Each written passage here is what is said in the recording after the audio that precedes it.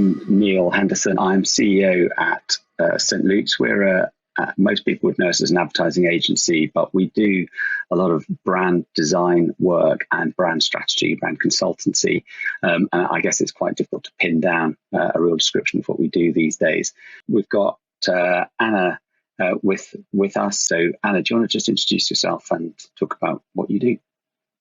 Yeah, thanks, Neil. I'm Anna Fogg. I work as a strategy director at The Mill.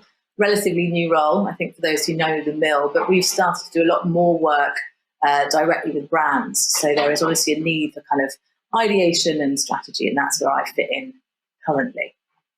We're here to talk about the future of brand storytelling. And I guess we are in a festival which is very, very focused on tech, and of course clients and brands want to be involved in tech and all the advantages and opportunities that's giving them. But as clients will always say to us, we don't want tech for tech's sake. So how do we make sure that it is the brand that turns up, it is the brand that's owning the experience, and it's the brand that's creating a unique experience for its users and its potential buyers? So Anna, do you want to just talk about some of the work that The Mill are doing in this area?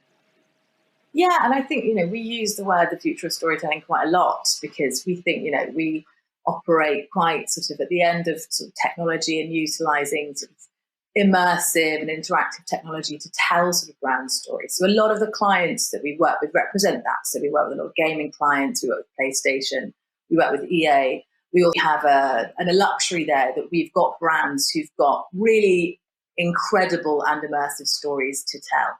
But one of the ones that we recently worked with was HBO on their Lovecraft Country. And, this is a world, a hugely, layered, interesting IP that we get to tell the story of. So I think, we have an advantage there. But I think, the real challenge obviously is for brands to understand how to use these technologies to tell their stories. If they don't have the luxury of having these very broad stories that they can tell. Yes, I guess we're representing brands that don't have that luxury. So we might have Tanqueray gin, or we might have Old Moot cider, which is just a very nice cider, a very nice gin, but they don't have ready-made storylines. They've got some history, of course. So it's down to us to create those stories, to create real meaningful stories for customers as well.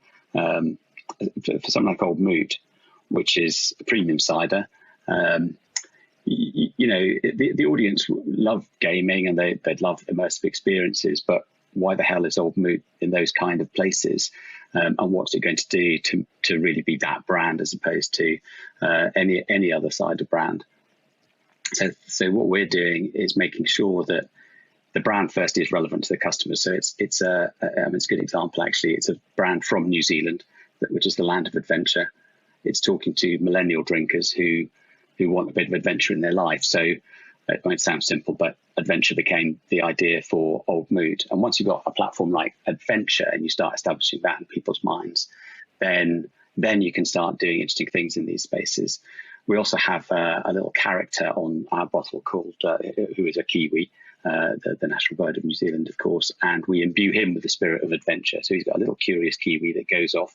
They can't fly, so he has a backpack and a little canoe and various things. And so you then have a great set of assets, and that to us has become critically important. Of course, assets are really important, but to have flexible assets that can show up in any channel on any technology, so they can be part of an immersive world or they can be part of a game, makes all the difference. But it's not just having the asset; it's having real meaning behind it, so that you can use those kind of technologies in a really interesting way.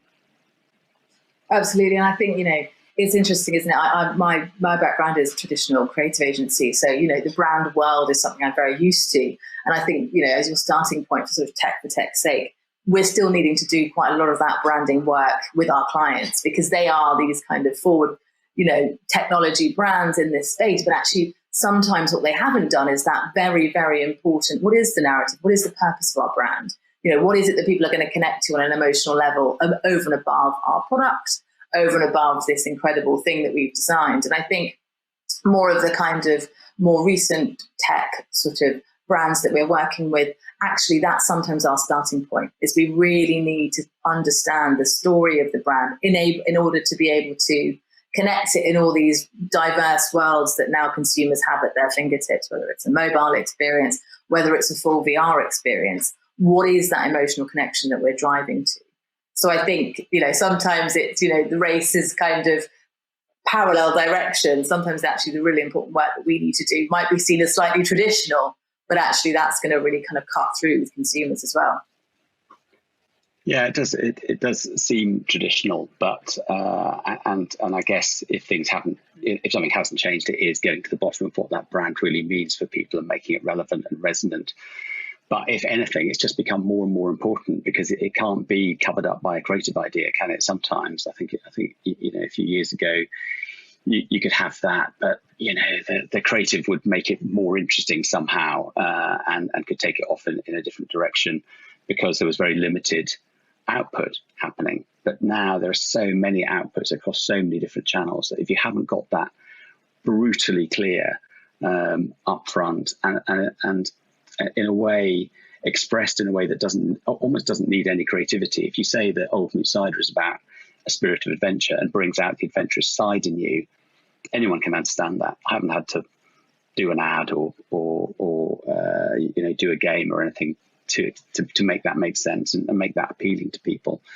And I think we've found being that brutal about what a brand really means for people is absolutely key to making sure that whenever you're using technology across different platforms, then you can really bring a story that's coherent and meaningful to people. Yeah, that it just seems to have got more and more intense, the focus on that over time.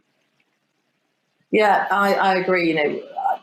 We work a lot with kind of different gaming brands, and I think there's that sort of, has been a shift of kind of the world in which consumers kind of now inhabit the brand and live with brands, and that may be that sort of dimension of power.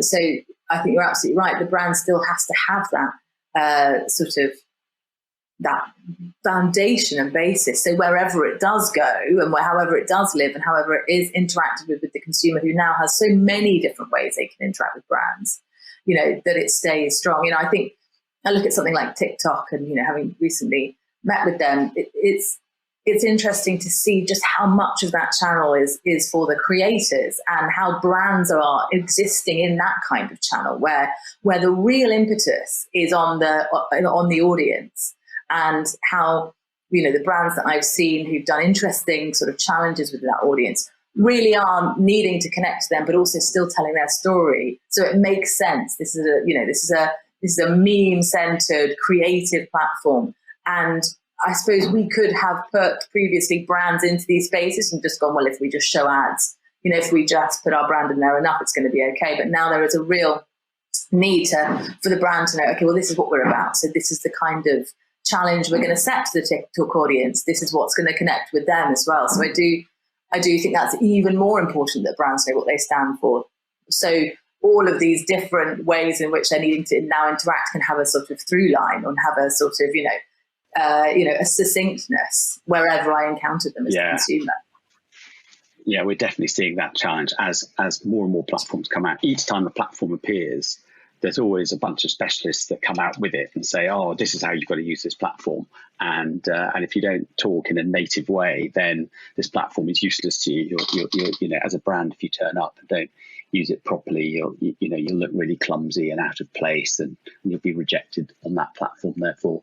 And that's absolutely right, of course. The danger with that, though, is that it leads you into an unbranded place, that people just make it so native that people can't really, it's generic to that platform. And yeah, people might be entertained or might love what the brand's doing, but they can't remember that brand in the end, because it's just become about the activity on the platform.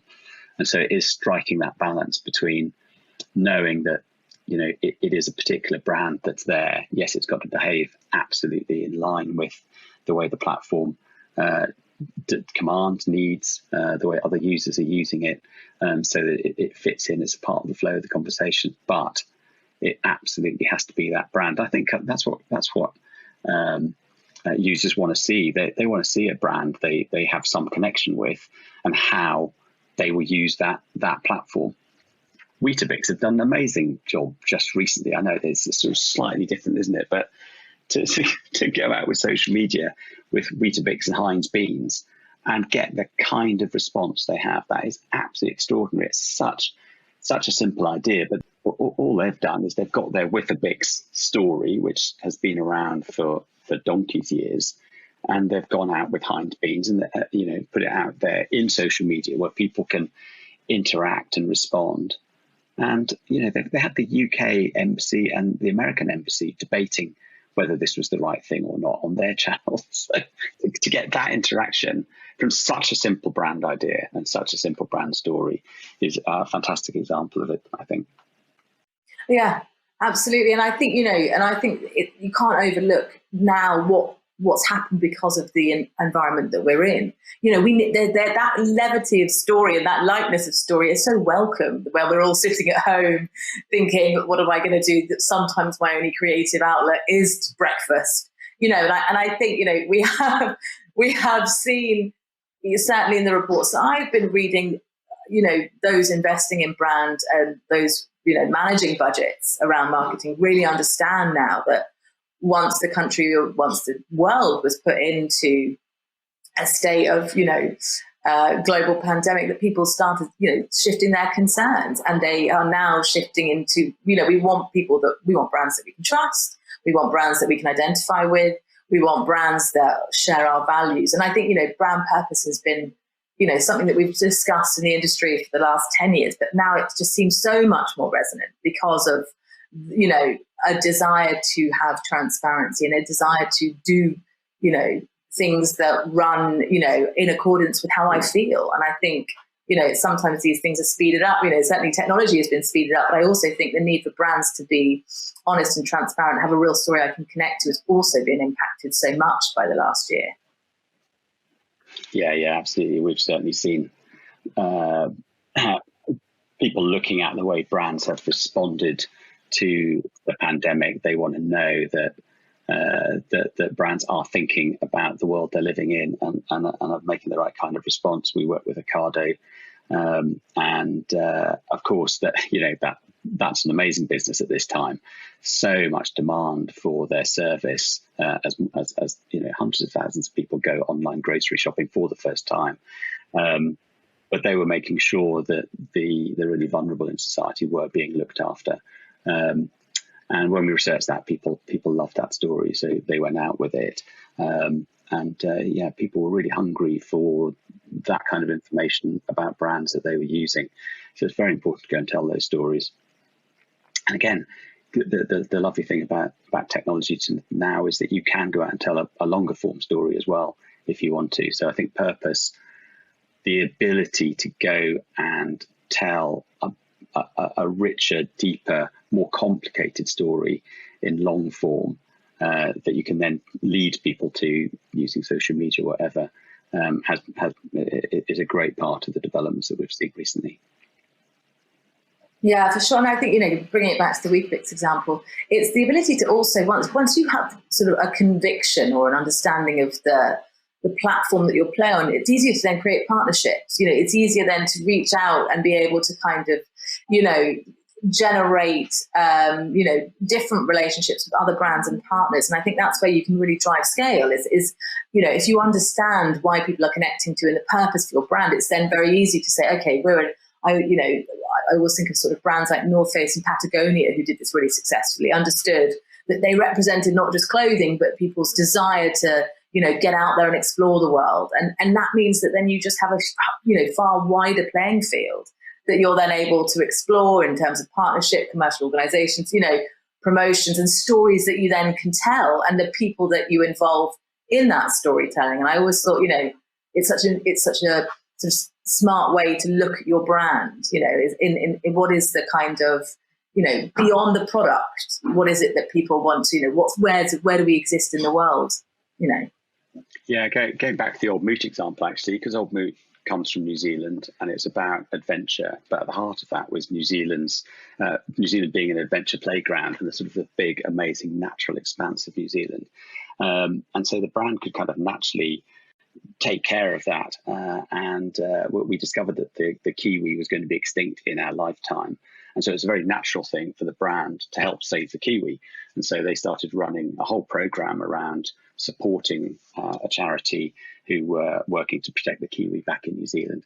And just by simply choosing Old Moot over another brand, you get a great tasting cider, but you also start helping nature and wildlife as well, and that's been hugely successful. And as you say, the partnerships you then start building a much deeper, interesting story. So having done that for a couple of years, the brand then approached World Wildlife Fund, and then have a relationship with WWF, saving natural habitats. For them, it's a fantastic partnership because it allows them to get to an audience they wouldn't necessarily get to, and have a conversation they wouldn't necessarily be having with those people. And so it's very advantageous for everyone in that partnership, and creates a much more interesting, deeper story, and a much more rewarding reason ultimately to be selecting one brand over the other.